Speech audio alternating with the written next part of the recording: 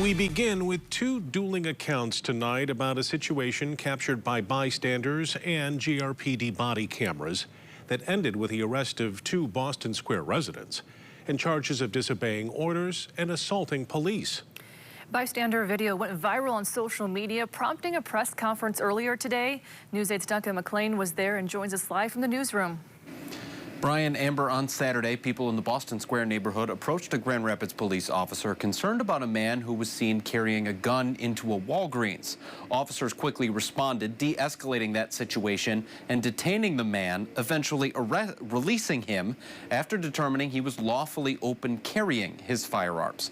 The viral social media video picked up in the midst of that operation, showing the rough arrest of two bystanders.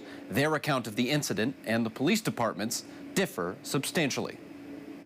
These young people openly ignoring lawful instructions from the police. Go over that way. Every time they gave a command to move, we moved.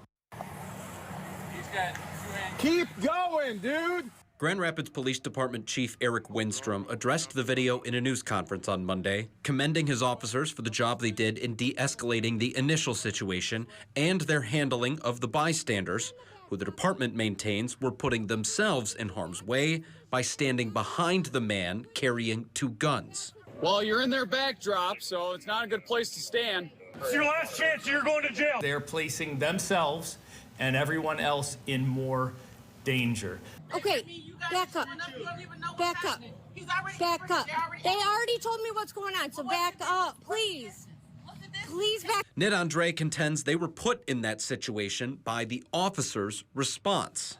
We were not standing behind those gentlemen until the second police officer arrived and he established a poor perimeter. He established a poor line of sight.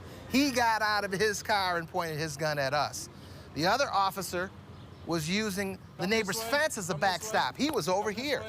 He saw us, we saw him. We were out of harm's way. It was the second officer who came. He aggravated, he incited, he escalated. Once the inciting incident was dealt with, officers moved to arrest Andre for disregarding orders.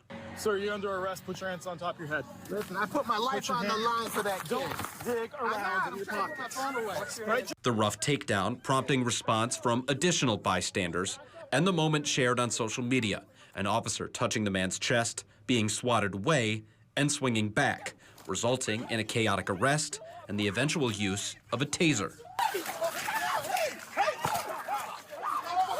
Now he became an active aggressor. Obviously, that takes it to a higher level. What is going to be reasonably believed to be effective to address the situation at this time?